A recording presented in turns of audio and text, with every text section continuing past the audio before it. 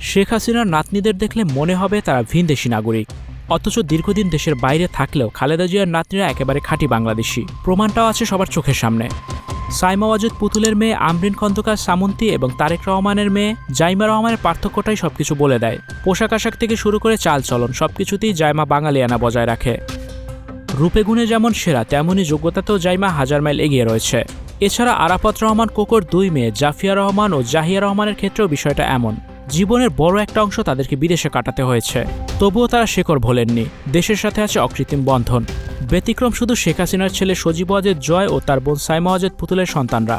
তারাও বিদেশে বেড়ে উঠেছেন, কিন্তু বাংলাদেশের সংস্কৃতি বা শেকড়ের প্রতি তাদের খুব একটা আগ্রহ নেই। সজীব ওয়াজেদ জয়ের ঘরে শেখ হাসিনার এক নাতনি আছে, তার নাম সোফিয়া ওয়াজেদ। জয় 2002 সালের 26 অক্টোবর যুক্তরাষ্ট্রের নাগরিক ক্রিস্টিনার সঙ্গে বিবাহ বন্ধনে আবদ্ধ হন। সেখানেই তারা তাদের কন্যা সোফিয়ার জন্ম দেন।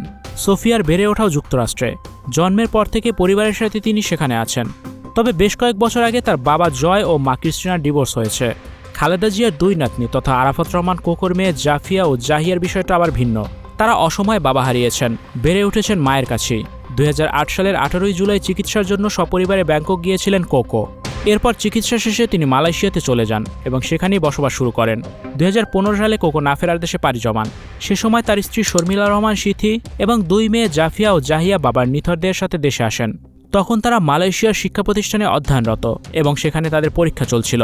তাই শোক সঙ্গে নিয়েই তাদের আবারও সেদেশে ফেরত যেতে হয়। পরবর্তীতে জাফিয়া ও জাহিয়া বিভিন্ন সময় বাংলাদেশে এসেছেন, কখনো দাদি খালেদা জিয়ার সঙ্গে ঈদ করতে, কখনো বা তাকে হাসপাতালে দেখতে। কোকোর প্রয়াণের পর থেকে দুই মেয়েকে নিয়ে লন্ডনে থাকছেন শর্মিলা রহমান।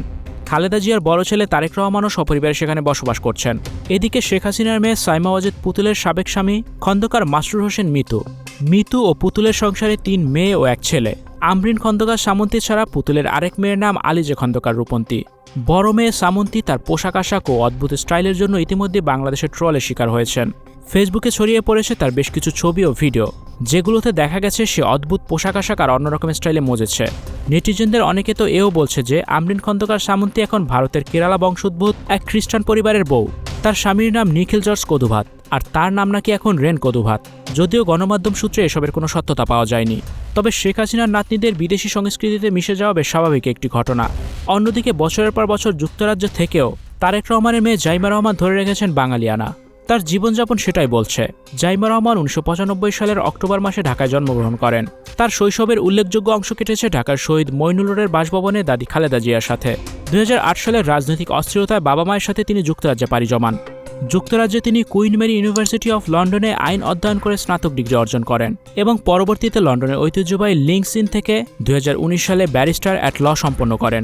আওয়ামী লীগ আমলে জাইমা রহমানকে নিয়ে নোংরা বক্তব্য দেওয়া হয়েছে, তবে এতে তার যোগ্যতা খসে পড়েনি, বরং সব দিক থেকেই শেখ হাসিনার নাতনিদের থেকে তার যোগ্যতাটা বেশি। Icon Focus 24 TV, powered by 4D Fourth Dimension। আমাদের চ্যানেলটি সাবস্ক্রাইব করে আমাদের সাথে থাকুন।